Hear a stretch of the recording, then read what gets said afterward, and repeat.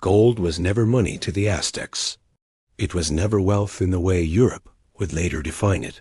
To the people who built their city upon the waters of Lake Texcoco, gold was something older, quieter, and far more dangerous.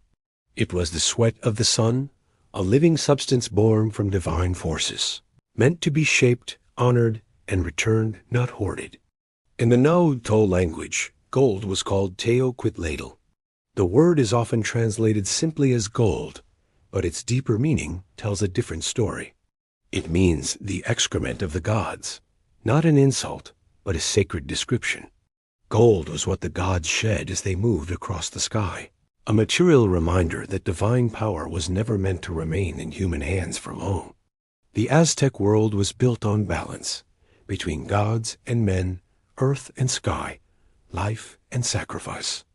Everything that existed had a purpose within a fragile cosmic order. Gold, brilliant and incorruptible, was not a tool for trade. It was a symbol of the sun's life-giving force, dangerous to misuse, powerful to behold. By the early 14th century, the Mexica people, whom we now call the Aztecs, had arrived in the Valley of Mexico as outsiders. They were wanderers, warriors, dismissed by older city-states as uncivilized. Yet they carried with them a prophecy. They were to build their city where they found an eagle perched upon a cactus, devouring a serpent. When they saw the sign on a marshy island in Lake Texcoco, they did not hesitate. There they founded Tenochtitlán. From mud and water, they raised causeways, temples, markets, and palaces. The city grew with astonishing speed. Canals replaced streets. Chinampa's floating agricultural islands fed a population that would soon rival the largest cities in Europe. And at the heart of it all rose the Templo Mayor, its twin staircases reaching toward the sky. Gold arrived not through mining, but through tribute. The Aztecs expanded their power through conquest, binding surrounding city-states into an empire that stretched from the Gulf Coast to the Pacific.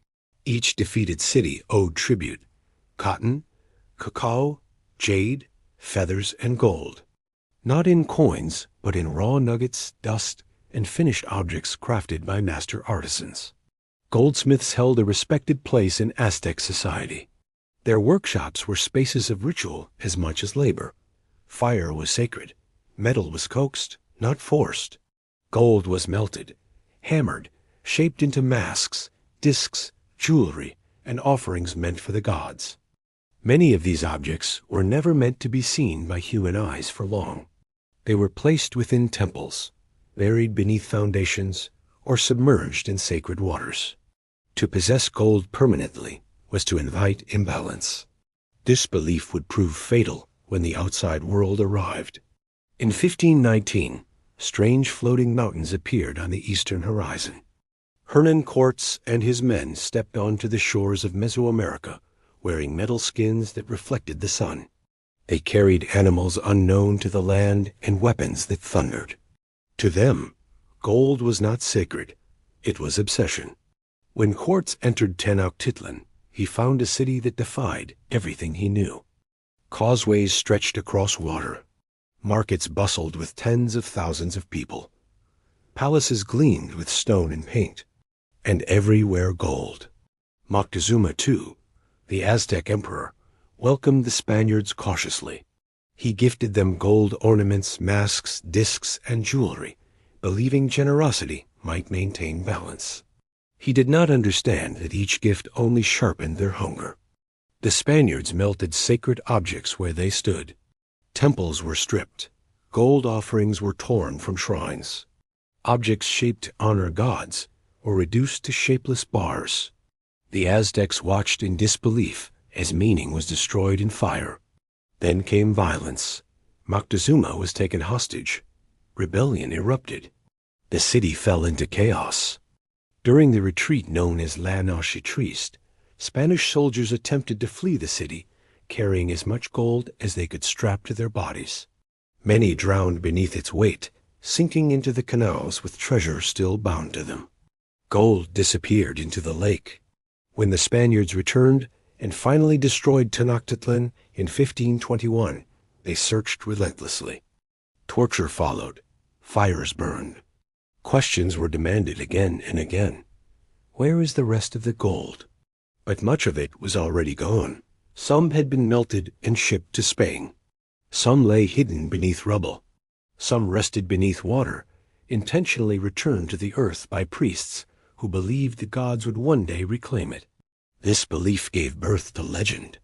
Stories spread of lost Aztec treasure hidden beneath modern Mexico City, sealed in caves, buried in mountains, guarded by curses.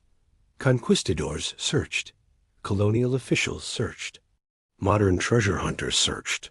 Very little was ever found, because Aztec gold was never gathered into vaults.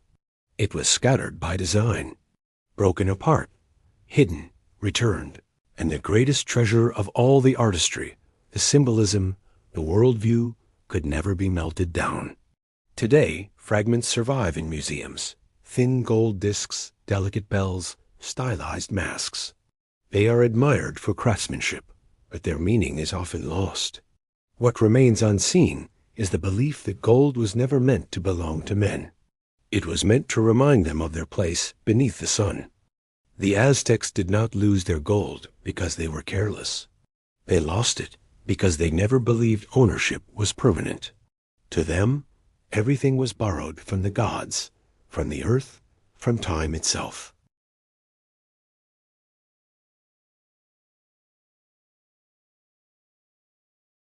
But because it was never meant to be found, if you'd like to continue exploring the lost civilizations, forgotten beliefs, and turning points that shaped our world, consider liking this video and subscribing to the channel.